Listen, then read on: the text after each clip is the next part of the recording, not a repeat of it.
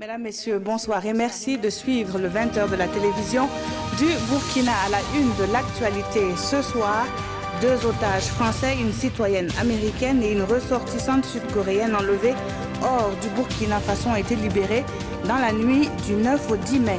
L'opération menée par les forces spéciales françaises a été appuyée par les services américains et les forces de défense burkinabais. Le gouvernement se prononce dans ce journal. Des tonnes, 50 d'or seront extraites sur une période de 11 ans à Sambrado. Nous sommes dans le village situé dans la commune de Boudry, dans le Ganzourgou, région du plateau central. Dans la matinée de ce vendredi, le chef du gouvernement a donné les premiers coups de pelle pour la construction de la 14e mine aurifère industrielle du Burkina qui devrait générer près de 800 emplois. Et puis un invité dans ce journal, le ministre en charge de la communication avec Rémi Fulgence d'Andjinou. Il sera question de la grande messe des professionnels des médias. Les lauréats du concours Prix Galian 2019 seront connus demain 11 mai au cours de la nuit du Galian. 34 prix dont le Super Galian seront attribués aux plus méritants. Les enjeux dans quelques instants. Bienvenue à tous. Développement de l'agriculture et zone de libre-échange continentale. Vous vous demandez certainement quel est le lien. Aucun, sinon que ces questions ont été abordées dans la journée de ce vendredi au palais de Kosiam. Le président du Faso a reçu en audience une délégation de l'ONG SOS Sahel venue partager sa vision de l'agriculture. Le soutien de Rochma Christian Kabouré a ensuite été sollicité par son homologue ghanéen. La raison avec Souleymane Sanou et Vincent Kendrebego. Au président du Faso, le ministre ghanéen du développement des chemins de fer est venu parler de la zone de libre-échange continentale. Il était question pour Diogarty d'exprimer la volonté de son pays d'abriter le secrétariat de cet organe. Le Ghana souhaite abriter le secrétariat. Voilà pourquoi le président ghanéen m'a dépêché ici pour demander au président du Faso le soutien du Burkina Faso pour que le Ghana puisse abriter le secrétariat. Le Ghana est très engagé pour travailler avec l'Afrique pour la réalisation et la mise en place de la zone. Plus tôt, le chef de l'État a reçu une délégation de l'ONG SOS Sahel, Burkina Faso et France. Une délégation venue parler de développement agricole dans la région sahélienne. Nous nous sommes entretenus au sujet, donc, au titre de la présidence du G5 avec le président du Faso.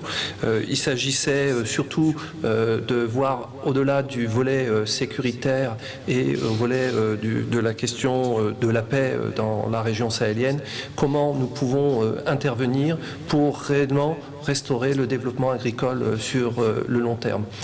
Dans ce cadre, SOS Sahel propose l'initiative verte avec pour objectif de restaurer 350 000 hectares de terre dans les 5 pays du G5 Sahel plus le Sénégal et de mettre en valeur 10 000 hectares de terres irriguées selon le délégué général de SOS Sahel France. 2 otages français, une citoyenne américaine et une ressortissante sud-coréenne ont été libérés dans la nuit dernière lors d'une opération des forces spéciales françaises au nord du Burkina. Dans un communiqué, l'Élysée a précisé les conditions dans lesquelles s'est menée l'opération, à laquelle ont participé une vingtaine de commandos, dont 2 ont perdu la vie. Et les 2 Français avaient été enlevés le 1er mai dernier dans le parc national de Pendjari, situé au nord du Bénin. Le corps de leur guide touristique de nationalité béninoise avait été retrouvé criblé de balles il y a quelques jours. 2 soldats français ont été tués lors d'une opération militaire menée dans le nord du Burkina Faso. Une intervention qui a permis la libération de 4 otages, dont les 2 Français kidnappés il y a 10 jours dans le nord du Bénin. Les 2 autres otages libérés sont une américaine et une sud-coréenne. On n'en sait pas beaucoup plus sur elles. En revanche, les 2 otages français visitaient le parc de la Pendjari, qui s'étend à la frontière du Bénin et du Burkina Faso. Aucune revendication n'avait été formulée, mais les spécialistes ont assez vite pointé du doigt les groupes djihadistes armés qui sévissent dans la région. La ministre française de la Défense a indiqué que l'opération militaire avait été menée avec le soutien des États-Unis. Et puis, ce communiqué est lié justement à cette situation, un communiqué du ministre d'État, ministre de la Défense nationale et des anciens combattants. Une opération des forces spéciales françaises en collaboration avec les services américains et les forces de défense burkinabais menée dans la nuit du 9 au 10 mai 2019 dans la région du Nord a permis la libération de 2 otages français, d'une citoyenne américaine et une ressortissante sud-coréenne, tous enlevés au préalable hors du Burkina Faso. Au cours de la dite opération qui a permis de neutraliser 4 terroristes, 2 éléments des forces spéciales françaises ont perdu la vie. Le gouvernement présente ses condoléances et sa solidarité au gouvernement français et aux familles des militaires disparus. Il salue la collaboration entre les différents pays engagés dans la lutte contre le terrorisme et réaffirme la détermination de nos forces de défense et de sécurité à poursuivre les opérations de sécurisation de l'ensemble du territoire. Et dans la lutte contre le terrorisme, la force conjointe G5 Sahel peut compter sur l'engagement des parlementaires des pays membres. C'est dans ce sens que Ouagadougou va entériner la mise en place du G5 Sahel parlementaire. Dialogue interparlementaire et actions coordonnées sont dans le viseur de la structure portée par les présidents de ces parlements. Celui du Niger est arrivé ce matin à Ouagadougou. Oscar Soulama avec Vincent Quintrebureau. À 8h45 ce matin, le président de l'Assemblée nationale du Niger foule le sol burkinabé. Il est accueilli par son homologue burkinabé, Alassane Balassa Kandé. Ouseni Tini est en visite à Ouagadougou dans le cadre de l'Assemblée générale du comité interparlementaire du G5 Sahel. Les gouvernements ont mis en place le G5 Sahel, qui a pour mission de coordonner la coopération dans les domaines sécuritaires et économiques. Et dans la même logique, les parlements ont jugé indispensable et nécessaire d'accompagner ce mouvement. C'est pourquoi nous avons créé tout récemment à Niamey, finalisé à Paris, ce que nous appelons le G5 Sahel parlementaire. Et nous sommes aujourd'hui à Ouaga pour se rencontrer entre ces pays, les parlementaires donc de ces pays, pour mettre en place effectivement la structure G5 Sahel parlementaire, toujours dans le cadre du renforcement de la démocratie parlementaire et bien sûr dans le cadre des prérogatives des différents parlements, en rapport d'ailleurs avec les pays de l'Alliance Sahel qui regroupent tous les bailleurs de fonds qui contribuent au financement du G5 Sahel. La première assemblée générale du comité interparlementaire du G5 Sahel est prévue du 12 au 13 mai 2019. Et la cérémonie d'ouverture qui aura lieu le lundi 13 mai va regrouper des délégations de parlementaires des 5 pays membres du G5 Sahel. En moyenne, 7,30 tonnes d'or par an seront extraites de la mine d'or de Sambrado dans tout au plus 12 mois. Les travaux de construction de la mine ont été lancés ce matin par le Premier ministre Christophe Dabiré. À lui et aux décideurs présents à la cérémonie, la 14e mine aurifère du Burkina a présenté ses atouts. Près de 800 emplois sont liés à la construction de la mine et 700 seront engrangés lors de la phase de production. De quoi séduire plus d'un. Konsoun Koulibaly, Frédéric Etienne Bassenga. La construction de la mine d'or de Sambrado peut maintenant démarrer. Les ingénieurs de Somissa, filiale de la société australienne West African Resources, ont 1 an pour ériger la première mine de la province du Ganzourgou, précisément située dans la commune rurale de Boudri. La mine d'or de Sambrado sera construite sur une superficie de 25,89 km² et durant les 11 années minimum d'exploitation, au moins 50 tonnes d'or seront extraites. Nous attendons quand même des réalisations des infrastructures socio-économiques, par exemple sanitaires, scolaires, hydrauliques et bien sûr des investissements au niveau du domaine routier. Au niveau de notre commune. Pour que toutes ces réalisations soient possibles, il faut l'accompagnement des populations locales. Le ministre Idani appelle donc à une franche collaboration. Cher PDG, je vous présente mes chaleureuses félicitations et vous exhorte, vous et votre équipe, à demeurer constamment à l'écoute des communautés en entretenant avec elles, comme vous le faites déjà, un dialogue franc, permanent et fructueux pour une réelle intégration du projet dans son milieu. La mine d'or de Sambrado, ce sont 156,5 milliards de francs CFA directement dans les caisses de l'État, 11,225 milliards pour le Fonds minier de développement et 2,2 pour la réhabilitation de l'environnement. Je crois que si le budget de l'État est réalisé, si est renforcé, si le budget de l'État peut réaliser à travers l'ensemble du territoire national des infrastructures de santé, des écoles, etc., c'est tout le peuple burkinabé qui en profite. Mais comme je l'ai dit, le fonds de développement pour les communautés de base, ça permet de renforcer directement dans les zones où les mines sont implantées et de renforcer les capacités de développement de ces zones-là et de faire en sorte que les jeunes profitent directement des retombées positives de la mine. 800 personnes sont mobilisées pour la construction de cette mine d'or et une fois la production démarrée, elle employera 700 personnes au départ, dont 90% de nationaux. Le premier lingot d'or de la mine de Sambrado, lui, est prévu dans le 3e trimestre de l'année 2020. Monsieur le ministre, bonsoir. Bonsoir.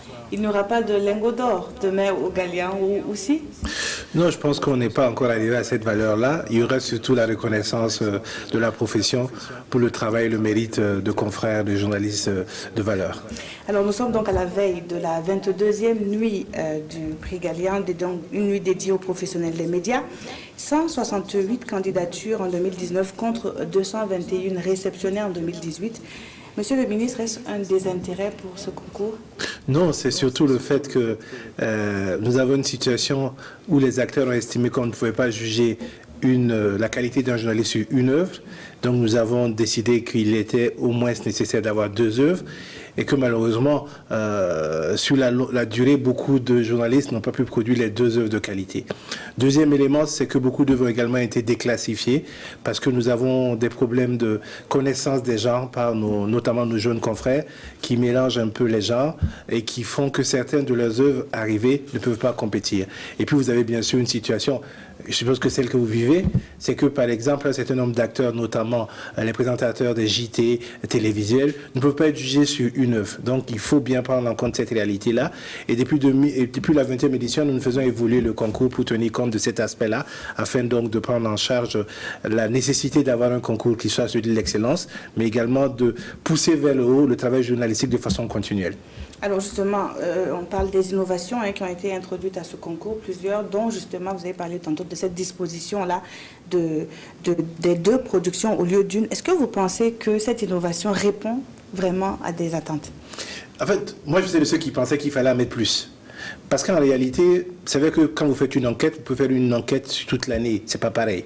Mais parfois, des productions de façon répétitive nécessitent qu'on puisse suivre le journal de façon plus longitudinale.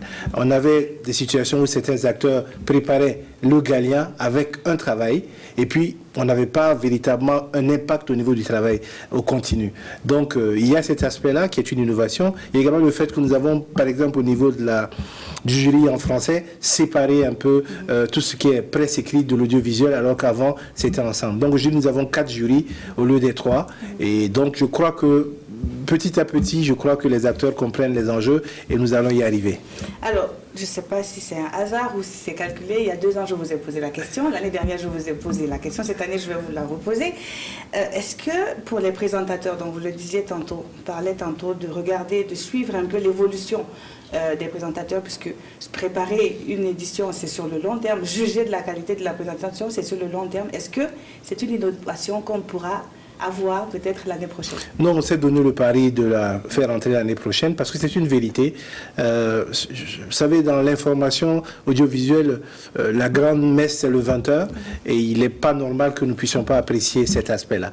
Donc ça va se faire au fur et à mesure, mais on s'est donné le défi que l'année prochaine, nous pourrons la mettre en œuvre afin de satisfaire cette réalité-là, qui est aussi une partie visible du travail journalistique au niveau de l'audiovisuel. Je crois que ces aspects sont pris en compte par les différents acteurs. Alors, donc demain 11 mai, le palmarès sera dévoilé.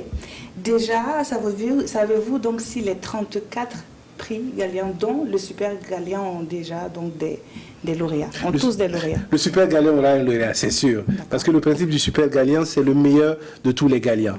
Donc ça, je suis certain. Après, demain, je vais signer les attestations, mais je me refuse de rentrer dans le jeu des jurys. Il y aura certainement des déceptions, mais il y aura également beaucoup de satisfaction. Je pense que nous sommes arrivés à une situation où aujourd'hui, nous avons réussi à faire des gagnants en termes de reconnaissance, quelque chose qui est fort. Il faut féliciter tous les acteurs qui ont permis d'avoir ces 22 éditions. Cette année, comme les autres années, nous aurons le super gagnant, le super gagnant, c'est 3 millions de francs CFA offerts par le président du Faso.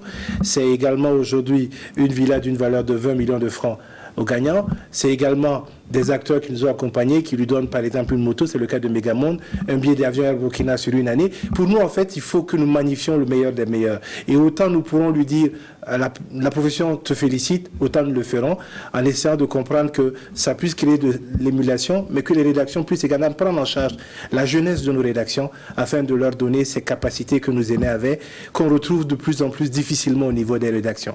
Alors, donc, ce seront plus de 53 millions de francs CFA qui seront distribués demain. Vous avez tantôt parlé du super gagnant qui repart vraiment avec un gros lot. Oui. Est-ce que ce gros lot qui a suscité beaucoup de polémiques, quelle lecture vous en faites? Est-ce qu'on le maintient ou... Non, je suis tellement... Quand j'ai vu le lauréat des super gagnants de l'année dernière recevoir les clés de sa villa, je me suis dit, la polémique, elle est inutile.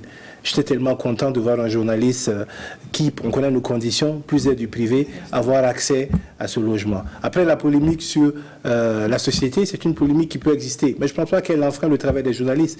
Je dis en souriant, très peu de nos organes ne font pas de la publicité pour cette société-là. Pour ça, ça ne gêne personne. Donc je pense que le problème, il est ailleurs.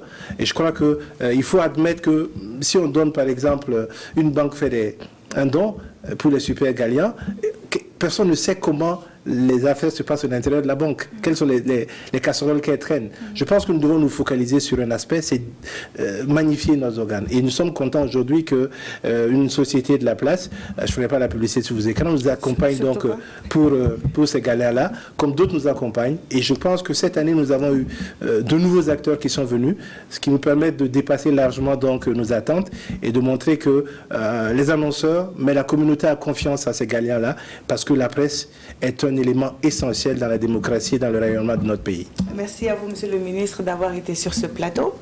Il était question avec vous donc de la tenue de la 22e édition du concours du prix Galian qui récompense donc les femmes et les hommes des médias au Burkina. Et la traditionnelle Nuit des Galians aura lieu demain 11 mai et elle sera bien sûr retransmise en direct sur la télévision du Burkina. Merci.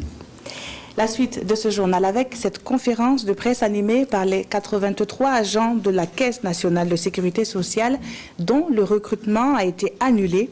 Ils prennent l'opinion publique à témoin afin que leur réintégration au sein de la CNSS soit de mise et pour cela, ils invitent l'administration judiciaire et le médiateur du Faso à se pencher sur leur situation. Le compte rendu avec Adama Guiti et Vincent Kiandrebego. Le dernier recrutement à polémique à la Caisse nationale de sécurité sociale refait surface. Plusieurs mois après l'annulation du concours suite à des soupçons de fraude, ceux qui étaient admis se considèrent toujours comme faisant partie des effectifs de la CNSS. En clair, ils réclament leur réintégration. L'ensemble des 83 agents, tout en restant déterminés à lutter pour être rétablis dans leurs droits, tiennent à 1. Décrier l'injustice sociale dont ils sont victimes. 2. Regretter le mépris de la direction générale de la CNSS à l'endroit de la justice de notre pays. 3. Interpeller la direction générale de la CNSS afin qu'elle respecte et fasse honneur à l'autorité de la justice. Aboubakari Siri et ses camarades fondent leur réclamation sur des décisions de la justice qui, par 2 fois, a tranché en leur faveur. Le 5 novembre 2018, le tribunal administratif, analysant la situation avec beaucoup d'objectivité et à l'aune du droit, prononçait ce jour la suspension pure et simple de cette décision d'annulation. Ensuite, la CNSS, à travers son avocate, a interjeté appel de la dite décision devant le Conseil d'État. Le 19 décembre 2018, le Conseil d'État, statuant en appel, a confirmé l'ordonnance du 5 novembre 2018 en toutes ses dispositions. Le dossier a parachuté depuis sur la table du médiateur du Faso, mais jusque-là, aucune solution n'a été trouvée et les plaignants trépignent d'impatience. Même exercice, autre sujet, le Conseil d'information et du suivi des actions du gouvernement était face à la presse à Ouagadougou. 3 points à l'ordre du jour de cette rencontre avec les professionnels des médias, le dialogue politique entre l'opposition et le pouvoir, la situation sécuritaire et les mouvements sociaux dans l'administration publique. Compte rendu cette fois avec Salifou Belem et Oumar Zombré.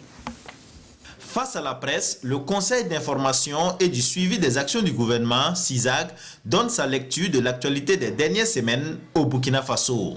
Sur le plan politique, le Conseil salue le dialogue avec l'opposition sur le vote des Burkinabés de l'extérieur en 2020. Un dialogue initié par le président du Faso, Rochma Christian Kaboré.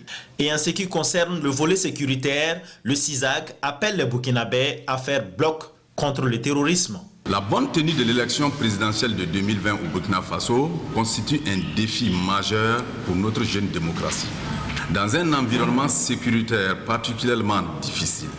Par conséquent, nous invitons les populations des localités du Sahel, de l'Est, ainsi que celles qui vivent dans toutes les régions du Burkina, à ne pas céder à la provocation et à la tentation de l'embrasement ethnico-religieux dans lequel les groupes armés veulent nous entraîner. La fronde sociale en ébullition n'est pas passée sous silence. Le CISAG déplore les grèves à répétition dans certains secteurs de l'administration publique. Tout comme nous l'invitons à tout mettre en œuvre en vue d'un apaisement rapide du front social. En effet, dans le sillage de l'accord des sorties de crise signé entre le gouvernement et les syndicats des agents des finances, la boîte de Pandore semble avoir été ouverte. L'on note d'ailleurs d'importants mouvements d'humeur et des grèves à répétition dont le coût sur le fonctionnement global de l'administration sera de toute évidence très élevé. Selon le CISAG, le président du Faso accorderait des audiences officieuses à des organisations de la société civile dont les noms sont cités au procès du putsch manqué. Le Conseil d'information et du suivi des actions du gouvernement souhaite que les audiences accordées à ces dernières soient faites de façon officielle. Pour la 44e fois de son existence, le secrétariat permanent des organisations non gouvernementales a tenu son assemblée générale ordinaire. Entre bilan des activités menées et perspectives en cours, le SPONG note avec amertume une tendance internationale liée à la raréfaction des ressources financières. On en sait plus avec Alidou Badini et Oumar Zombré. Le SPONG, le secrétariat permanent des organisations non gouvernementales, tient ici sa 44e Assemblée générale ordinaire. Une Assemblée générale au cours de laquelle la responsable du SPONG tire le bilan des activités de l'année 2018. En termes de bilan, le collectif a mis plus de 500 millions de francs CFA au cours de l'année 2018 pour d'une part assurer la coordination, la concertation entre ses membres pour que nous puissions aussi en tant que plateforme coordonner l'intervention de nos membres pour pouvoir participer de manière cohérente aux efforts de l'État. Le contexte sécuritaire difficile a été abordé au cours de cette Assemblée générale. Selon la responsable du SPONG, cette situation fait fuir les bailleurs de fonds dans un contexte global de raréfaction des ressources. Une préoccupation que le gouvernement dit prendre à bras le corps. Nous les avons rassurés en leur disant que des efforts très importants de l'ordre de plus de 30% du budget global de notre pays ont été consacrés au secteur de la sécurité, de la défense et du renseignement pour pouvoir en tout cas baliser le terrain pour que les associations, les ONG et autres acteurs de développement puissent donc être à l'aise et pouvoir travailler. Deuxième élément, c'est des accompagnements d'ordre fiscal, c'est des accompagnements aussi dans les textes. Plusieurs organisations non gouvernementales tiennent des stands d'exposition présentation de leur savoir-faire et domaine d'activité à cette 44e Assemblée générale ordinaire. Des stands que Sika Bella Kaboré, épouse du chef de l'État, a pu visiter. Elle est membre du SPONG à travers sa fondation Kimi. La monétique au service de l'inclusion monétaire, les débats sont menés depuis ce matin à Ouagadougou à la faveur de la toute première édition des Journées nationales de la monétique. Des banques résolument tournées vers le numérique et par ricochet des populations sensibilisées à l'utilisation des cartes magnétiques. Tel est le double objectif de ces journées organisées par l'Association professionnelle des banques et établissements financiers du Burkina. On en sait plus avec Pawadrogo, Jean Zongo et Ini Walkoy Janine Kambiré. Du côté du CIAO, les banques et établissements financiers réunis au sein d'une association professionnelle font découvrir et redécouvrir leurs opportunités en matière de paiement moderne. C'est la première édition des Journées nationales de la monétique. Il faut réussir une transformation numérique des banques et inciter les populations à l'utilisation des cartes magnétiques dans les opérations bancaires. Vulgariser la monétique, d'une part, faire connaître la monétique à nos populations et favoriser l'inclusion financière. Permettre à la population de savoir qu'il y a la monétique, donc la monnaie électronique, de les inciter à les utiliser pour une meilleure inclusion financière. Durant 48 heures, la réflexion portera sur le thème « Contribution de la monétique à l'inclusion financière ». Le ministre de l'Économie, des Finances et du Développement salue cette initiative qui entre dans la promotion et l'appropriation par les populations des moyens modernes de paiement. Non seulement de découvrir les possibilités que la monétique aujourd'hui offre, et les possibilités que nous pouvons utiliser pour accroître, comme je l'ai dit, l'inclusion financière, faire en sorte que chacun de nous puisse ne plus tellement se déplacer, aller s'aligner ou trimballer du cash. Nous invitons vraiment le public, les Ouagalais, les jeunes, les vieux, de passer. Ils auront les équipes en tout cas motivées qui vont les expliquer calmement comment procéder, quelles sont les craintes, comment contourner telle ou telle difficulté. Une visite des stands d'exposition des banques et autres établissements financiers a mis fin à la cérémonie au pavillon du Soleil Levant. Les méthodes contraceptives sont en vogue au Burkina. C'est ce que révèle une plateforme innovante de recherche dénommée Performance Monitoring and Accountability 2020.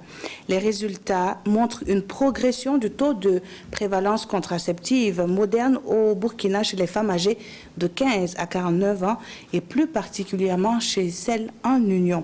Le projet est à sa deuxième phase et se veut innovant en ce qu'il se base sur l'utilisation de la technologie mobile afin de collecter les données en matière de planification familiale. Les détails avec Pawadrogo Janzongo et Oumar Zombri. L'Institut supérieur des sciences de la population de l'Université Joseph Kizerbo procède ici au lancement de la deuxième phase de la plateforme de recherche PMA 2020.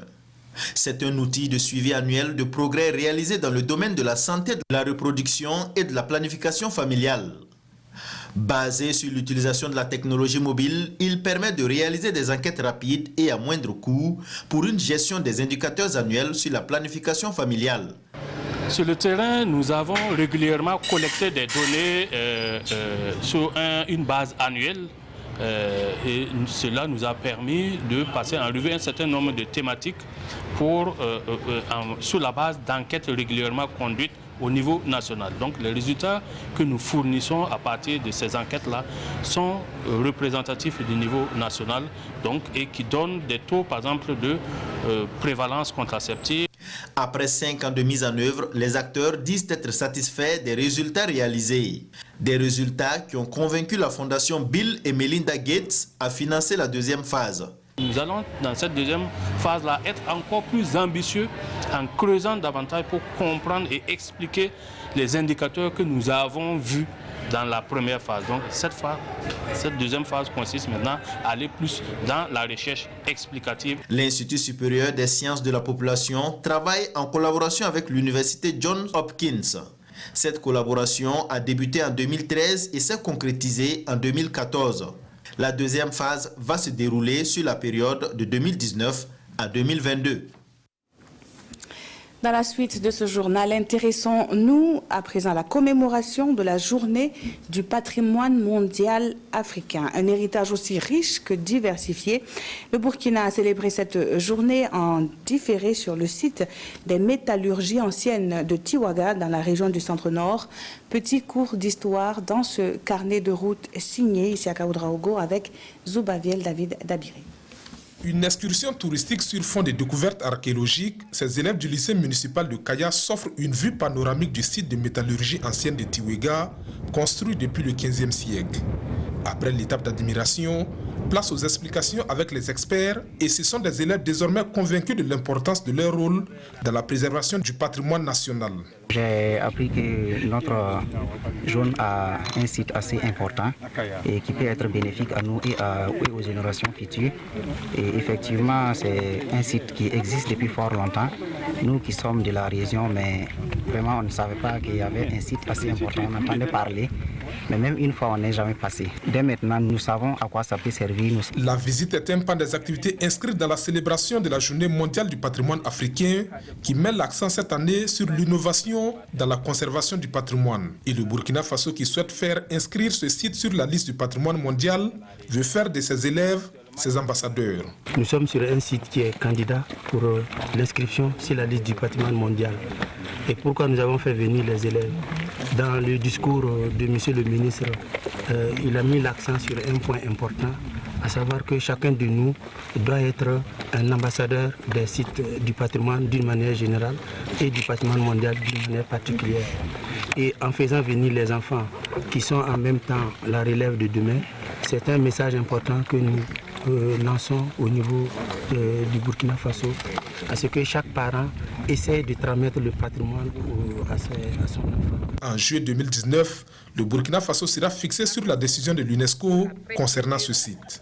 S'il est retenu, il sera le troisième inscrit au patrimoine mondial après les ruines de l'Europénie et le parc W. De l'histoire africaine, il en est également question aussitôt qui dévoile sa 46e création majeure. Le carrefour international du théâtre de Ouagadougou est fidèle à sa réputation. Elle fait bouger les lignes cette année avec une hyène à jeun. La pièce théâtrale est à la portée de tous depuis ce 10 mai. Pour un mois de tournée, le spectacle allie émotion et tragédie sur fond d'histoire coloniale. On en sait plus avec Idrissa Warga et Zoubaviel David Dabiri.